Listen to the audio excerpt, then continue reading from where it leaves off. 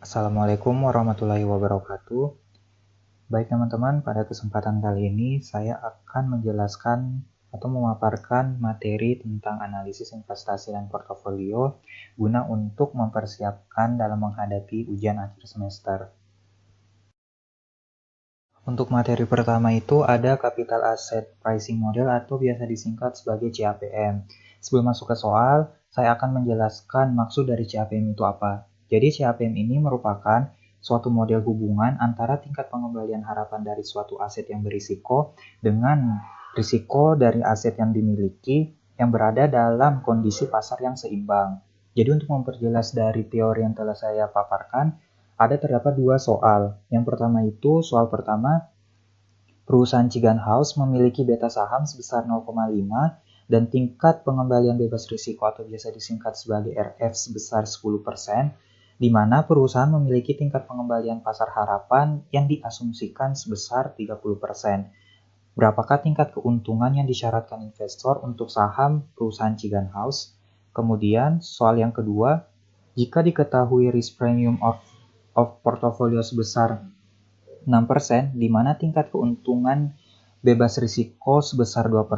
Jadi di sini teman-teman harus menghitung berapa expected return yang dihasilkan untuk A dan B, di mana diketahui jika koefisien beta A itu 1,5 dan koefisien beta B itu sebesar 0,8. Dan jika teman-teman sudah mendapatkan hasil dari expected return A dan B, maka teman-teman diwajibkan untuk menggambarkan grafik dari SML berdasarkan hasil perolehan expected return yang didapatkan. Langsung saja masuk ke pembahasan. Untuk teman-teman tinggal memasukkan ke dalam rumus tingkat keuntungannya itu, jadi KCH atau tingkat keuntungan untuk Chigan House, rumusnya return bebas risiko atau RF ditambah beta dikalikan dengan expected return pasar dikurangi tingkat return bebas risiko. Jadi yang di soal itu untuk tingkat return bebas risiko atau RF-nya 10% atau 0,1 ditambah betanya itu 0,5 dikalikan dengan expected return pasarnya itu 30% atau 0,3 dikurang 0,1. Maka hasil yang didapatkan itu sebesar 0,2 atau 20%. Sehingga tingkat keuntungan yang disyaratkan investor untuk saham perusahaan Chigan House itu sebesar 20%. Kemudian untuk pembahasan nomor 2, di soal diketahui risk premium of portfolio sebesar 6%. Rumus dari risk premium of portfolio itu expected return pasar dikurangin expected return bebas risiko. Itu 0,06 dikalikan dengan beta untuk beta A itu yang di expected return A itu sebesar 1,5 kemudian ditambahkan 0,02 maka hasil expected return A itu sebesar 11% atau 0,11. Kemudian setelah mendapatkan expected return A maka dilanjutkan untuk mencari expected return B. Rumusnya sama, hanya saja yang membedakan dari expected return A itu berada di koefisien beta. Untuk koefisien beta B itu sebesar 0,8, maka tingkat keuntungan untuk expected return B itu sebesar 0,068 atau 6,8%.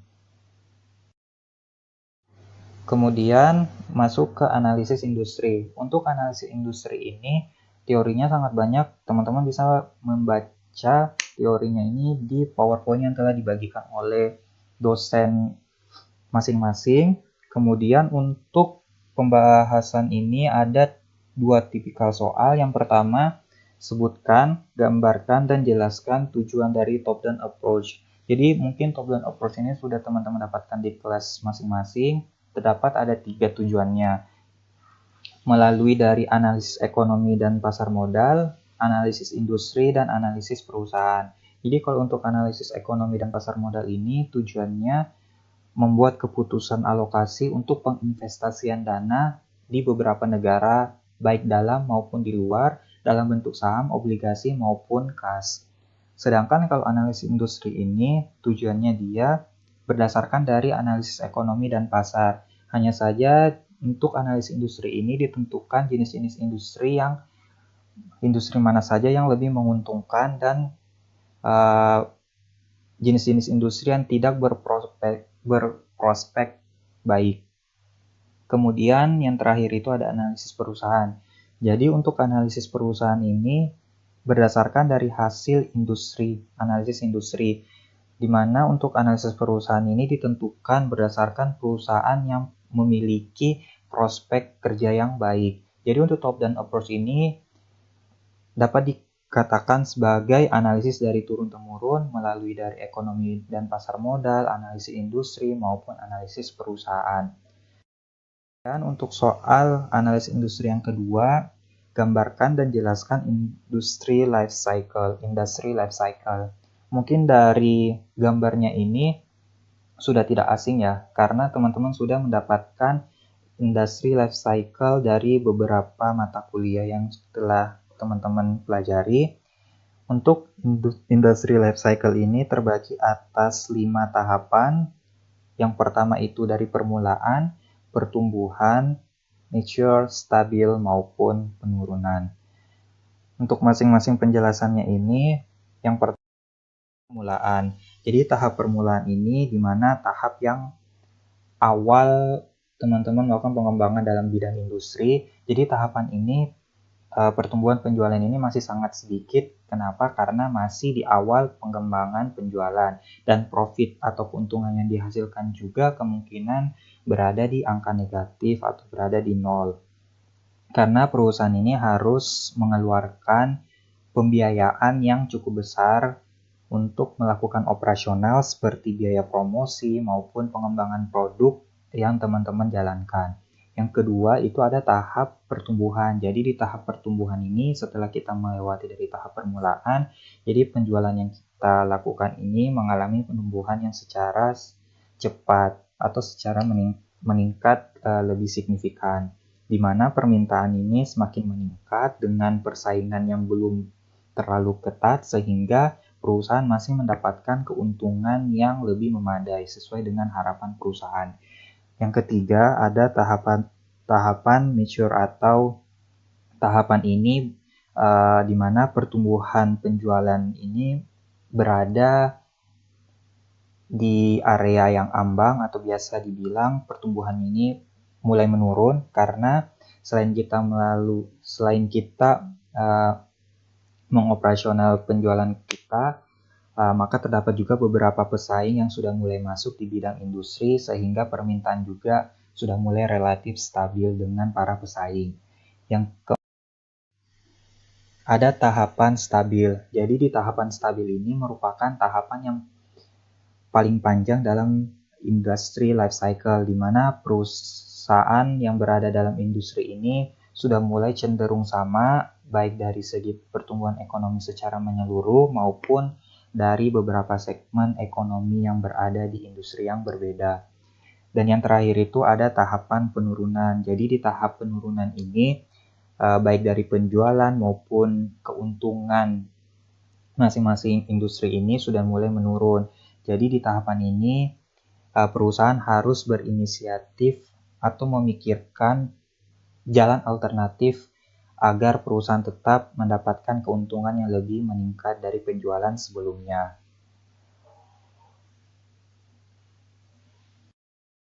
Untuk soal selanjutnya itu mengenai analisis laporan keuangan, analisis SWOT maupun value added. Jadi di materi ini ada 3 latihan soal. Untuk soal yang pertama itu, sebutkan dan jelaskan 3 laporan utama dalam laporan keuangan.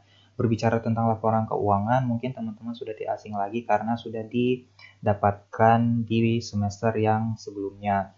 Bahwa 3 laporan keuangan dalam laporan keuangan ini yang paling penting itu ada 3. Yang pertama itu dari neraca, laporan laba rugi, maupun laporan arus kas. Untuk neraca ini, dia merupakan laporan keuangan yang sangat penting karena menggambarkan suatu kondisi finansial perusahaan pada suatu waktu tertentu. Perusahaan dapat mengetahui dari sisi aktiva maupun sisi pasiva berdasarkan pengeluaran atau pemasukan operasional perusahaan. Yang kedua itu ada laporan laba rugi atau income statement. Jadi laporan laba rugi ini digunakan untuk suatu perusahaan dalam melakukan operasional selama periode waktu tertentu untuk mengetahui keuntungan atau kerugian yang didapatkan pada suatu perusahaan tersebut selama periode berjalan atau misalnya 1 tahun. Kemudian laporan arus kas. Laporan arus kas ini laporan yang memuat suatu aliran kas yang berasal dari 3 sumber aktivitas seperti operasi perusahaan, investasi, maupun aktivitas finansial yang dilakukan oleh perusahaan itu sendiri. Soal nomor 2, terdapat data laba bersih, EBIT, ekuitas, dan total aktiva pada perusahaan Chigan House di tahun 2015 dan 2016. Dari data yang telah dipaparkan, teman-teman harus menghitung return on equity dan return on asset pada perusahaan Chigan House untuk tahun 2015 dan 2016. Untuk soal ini, yang perlu diperhatikan itu teman-teman hanya mengetahui rumus dari ROA dan ROE. Jadi untuk rumus ROA itu, kan ROA return on asset atau pengembalian suatu aktiva dalam suatu perusahaan. Rumusnya laba bersih dibagi total aset dikali 100%. Sedangkan untuk ROE ini kan dia return on equity atau pengembalian ekuitas pada suatu perusahaan. Jadi rumusnya hanya laba bersih dibagi total ekuitas dikali 100%. Jadi setelah dihitung, maka teman-teman akan memperoleh hasil data dari ROA dan ROE di tahun 2015 dan 2016. Untuk ROA di tahun 2015 sebesar 1,57%, di tahun 2016 sebesar 2,77%. Untuk ROE sendiri di tahun 2015 didapatkan 5,79% dan di 2016 diperoleh 9%. Selanjutnya untuk soal yang ketiga di analisis laporan keuangan, analisis SWOT dan value added. Soalnya yaitu sebutkan dan jelaskan jenis-jenis dari value added. Jadi jenis-jenis value added ini terbagi atas 2. Yang pertama itu ada economic value added atau singkat dari EVA dan market value added atau MVA. Kalau EVA ini dia suatu ukuran dari keberhasilan manajemen perusahaan dalam meningkatkan value added atau nilai tambah bagi perusahaan. Biasanya itu terdapat beberapa kriteria. Yang pertama itu untuk EVA lebih dari 0 berarti terjadi nilai tambah. Kalau EVA sama dengan 0 itu berarti titik impas. Karena laba yang digunakan ini untuk membayar seluruh kewajiban. Sedangkan kalau kurang dari 0 berarti dia terjadi value added atau nilai tambah. Sedangkan untuk market value added itu dia perbedaan antara nilai pasar dari saham perusahaan dengan jumlah modal ekuitas yang dipasok oleh pemegang saham. Untuk materi analisis teknikal dan perilaku keuangan, teori di materi ini cukup banyak, tetapi hanya 2 contoh soal yang akan disampaikan. Yang pertama itu ada sebutkan dan jelaskan 4 teknik-teknik dalam analisis teknikal. Jadi teknik analisis teknikal ini terbagi atas 4 teknik. Yang pertama itu ada detail teori, chart pola harga saham, analisis rata-rata bergerak, dan analisis relative strength. Untuk detail teori ini dia bertujuan untuk mengidentifikasi tren dari harga pasar saham dalam jangka waktu yang panjang berdasarkan dari data-data historis pasar saham di masa lalu. Kemudian untuk chart pola harga saham ini bertujuan untuk menyusun grafik dari pergerakan saham berdasarkan periode tertentu. Kemudian ada analisis rata-rata bergerak. Jadi analisis rata-rata bergerak ini dia bertujuan untuk mendeteksi dan menganalisis dari hasil pergerakan harga saham besar rendahnya dari tingkat pergerakan harga saham tersebut. Kemudian yang keempat itu ada analisis relative strength, di mana bertujuan untuk menggambarkan antara rasio dari harga saham dengan indeks pasar atau industri tertentu. Untuk soal yang kedua itu apa yang menjadi dasar terhadap aspek keuangan dan yang mempengaruhi dari pelaku pasar. Itu terbagi atas 2. Yang pertama itu kesalahan pemrosesan informasi dan kekeliruan behavioral. Untuk kesalahan pemrosesan informasi ini dapat diakibatkan dari para investor dalam memperkirakan peluang atau probabilitas yang salah sehingga terjadinya kejadian atau tingkat pengembalian di masa yang akan datang. Kemudian untuk kekeliruan behavioral ini, apabila pemeriksaan informasi dilakukan secara benar, maka individual dalam melakukan pengambilan keputusan ini tidak sepenuhnya secara rasional, melainkan berdasarkan dari bias-bias behavioral tersebut.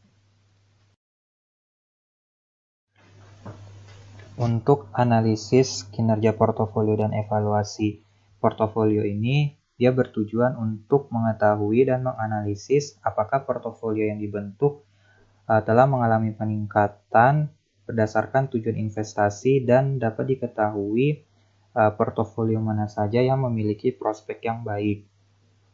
Untuk contoh soal yang pertama itu, untuk latihan soal yang pertama, tentukan indeks Sharpe, Raynor, dan Jensen untuk masing-masing ketiga portofolio dan pasar. Jadi data yang telah dipaparkan ini telah dicantumin hasil rata-rata, standar deviasi maupun beta dari portofolio. Untuk pembahasan, jadi indeks Raynor itu rumusnya Raynor sama dengan hasil rata-rata dikurangi tingkat pengembalian bebas risiko dibagi hasil beta per portofolio. Untuk indeks Sharpe sendiri itu hasil rata-rata dikurangi tingkat pengembalian bebas risiko dibagi standar deviasi per portofolio. Dan untuk indeks Jensen itu,